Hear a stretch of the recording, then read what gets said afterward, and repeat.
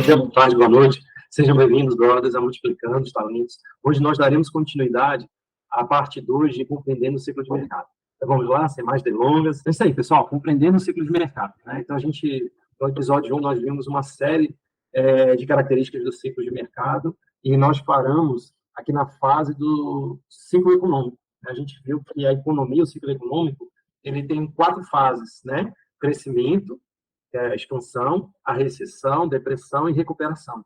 Né?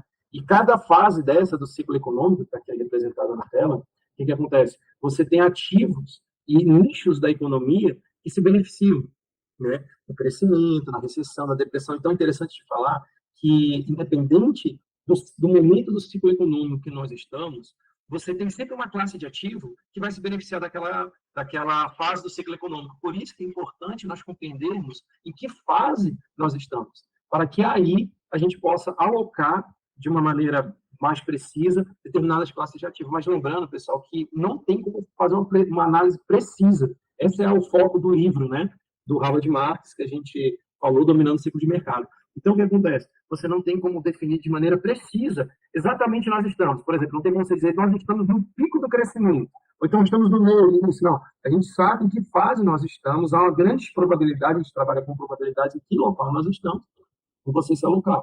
Como eu te falei, analisando os fundamentos, quando a gente for analisar o mercado acionário, de maneira específica, nós vamos ver que os fundamentos da economia que influenciam diretamente o mercado acionário, né, há grandes indícios que a gente está já na fase aqui de contração da economia. A gente vai explicar isso por quê.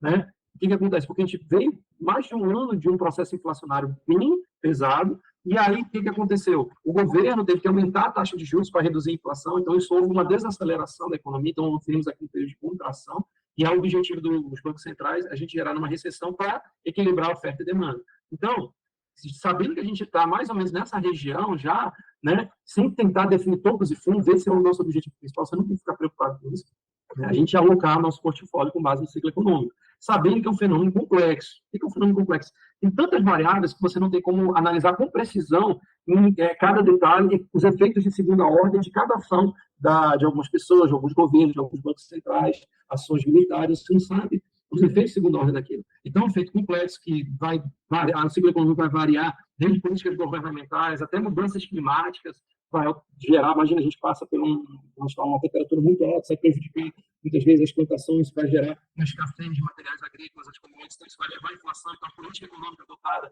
pelo Banco Central para reduzir a inflação não vai surtir mais efeito. Então, tem outras variáveis que geram uma alteração desse ciclo econômico. Por isso que a gente falou que quando você dá um zoom no ciclo econômico, você vai verificar que não é uma linha reta crescendo, ele tem altos e baixos, altos e baixos, altos e baixos. Né? Então, pessoal, a gente precisa ter esses cuidados. São fenômenos complexos, o avanço tecnológico influencia diretamente o ciclo econômico. Você vê, por exemplo, essa evolução da utilização de aplicativos, como tem barateado os custos, isso reduz o frete, os custos das empresas, eles conseguem fornecer um serviço ou mercadoria a um preço mais acessível. Então, tem uma série de implicações isso. Vocês precisam entender, né? A gente estudou bastante isso. Então, o que acontece? Com base nisso, a gente consegue otimizar um posicionamento de portfólio a fim de equilibrar a agressividade e defensividade.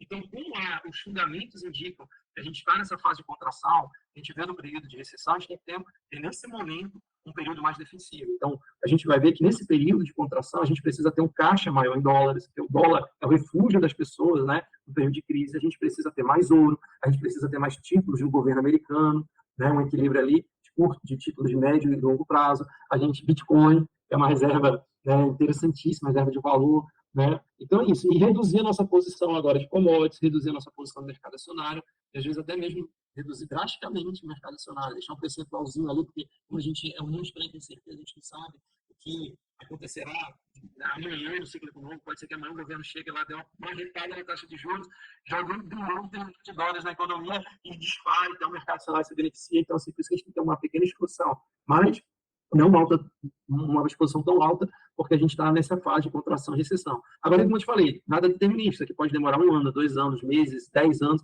Então, por exemplo, a economia japonesa teve um auge lá no final da década de 80, inclusive a Bolsa de Valores, pessoal, reflete a economia. Vocês precisam entender isso. Então, a economia japonesa chegou no auge no final da década de 80 e ficou quase 20 anos em recessão, em contração. Já tiveram economias como a americana, como eu disse, que em 2 anos se recuperou 1 ano. né? Então, a própria brasileira teve aquela crise de 2015, 16, mas 17, 18, 19 se recuperou, veio a pandemia, mas aí com os incentivos melhorou. Então, assim, tem que ter cuidado e é importante a gente entender detalhadamente isso, tá bom? Então, o que a gente vai ver agora? A importância da regularidade de ciclos. Os ciclos são recorrentes, pessoal, né? Isso aí, recorrentes. E o que a gente precisa entender é que você não precisa prever, que você precisa se preparar. Então, estudando os ciclos econômicos, segundo Robert Marx, você não vai ter como saber picos no mercado, mas você vai saber que a gente está no período de expansão. Então, se eu estou no período de expansão, os fundamentos econômicos indicam isso, mais para frente a gente vai estudar alguns vídeos e tem como você analisar em que fase nós estamos, mas você já dominou, você já chegou, teve o conhecimento de base, estudou, fez o dever de casa, e conseguiu ver, estou na expansão, estou na contração, estou na recessão, estou na recuperação, e aí você vai poder se posicionar, mas sem se preocupar com topos e fundos. Isso é que gera grandes quebras.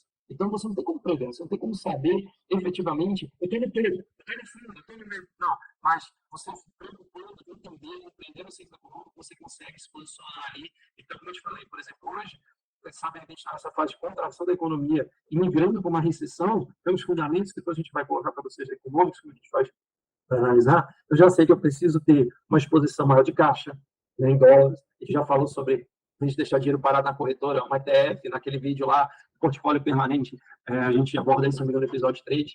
Né? Então, assim, eu já posso ter um bondes, LT, eu posso ter uma posição em ouro, posso ter sempre uma posição em Bitcoin. Sempre a gente falou, cara, busque ter uma posição em Bitcoin, uma reserva de valor, a proteção contra a crise mundial, mas tendo cuidado da volatilidade dele. Você não tem que se assustar com isso. É você comprar, guardar, sem buy and hold, guardar anos.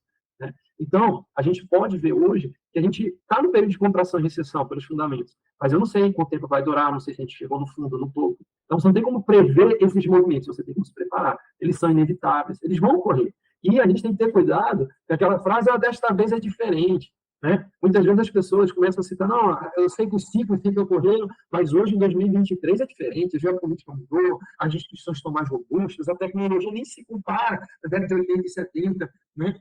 Pessoal, os grandes investidores falam que quando a mídia começa a falar dessa vez é diferente, agora mudou, é um momento de nós tomarmos muito cuidado e ser bastante cauteloso. Então, é um grande indício de euforia de mercado. Então, toda vez que a pessoa fala, não, Diogo, entendo, sempre ocorrendo, você vai pegar os ciclos econômicos há 100, 200, 20 anos, né? Mas agora é diferente. Não, é tudo recorrente. A gente vai ligar a história, lembra que a gente viu, né? Aqui aquela frase do Mark Twain, né? A história não se repete, mas rima. Então, vai rimar porque ações humanas. Né? Então, você vê que o que a gente está vendo hoje aconteceu na década de 70, 80. Está relembrando? Tem durações, profundidades diferentes, mas os ciclos são inevitáveis. Você tem que ter cuidado com isso. Desta vez é diferente, não. Eu tenho que tomar mesmo cuidado, porque qual é o objetivo aqui que a gente falou? Não é você entrar, investir em cassino e triplicar, quadruplicar, multiplicar por 100 o seu investimento ali. Não, pessoal. Isso é um investimento por longo da sua vida, preservação de capital, vencer a inflação, aumentar o seu poder de compra, né? E combinando os investimentos com o empreendedorismo, com o seu trabalho, com os frutos do seu trabalho, aí você tem um bem exponencial. Aí tem mudanças geracionais de tempos e tempos. É isso que o Richard passa para a gente, lá na Cuba. Né? Então, assim, muito cuidado, pé no chão. Né? Outra coisa que a gente precisa entender, os ciclos são regulares. Então, isso gera o quê? Que nada vai subir para cima.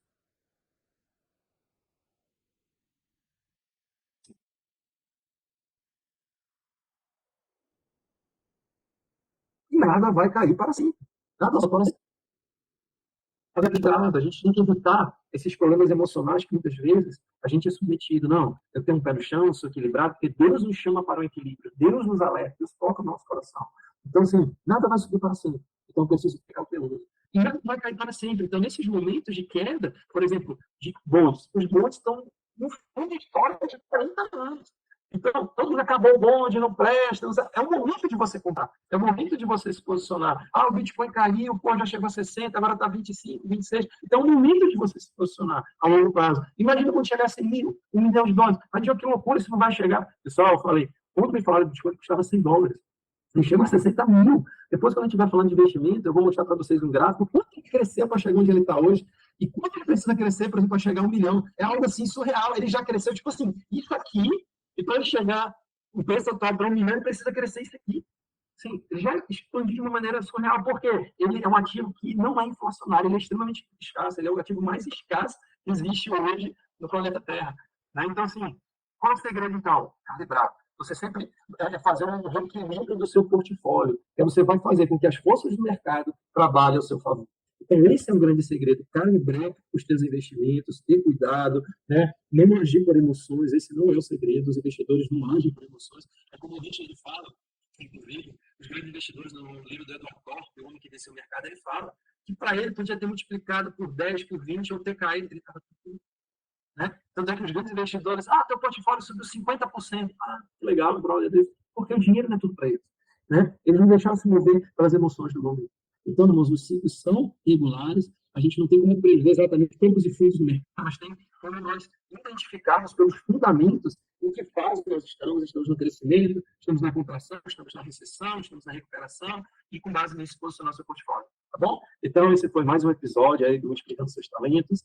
Depois a gente vai estudar aqui o papel do governo nos ciclos econômicos. Isso aqui é extremamente importante, a gente vai ver como eles influenciam diretamente, tá bom? E até o próximo episódio, pessoal. Deus abençoe, um ótimo dia. E responsabilidade, pé no chão, hein? Capital. É o dinheiro da sua família. São anos de vida ali. Um abração, fiquem com Deus.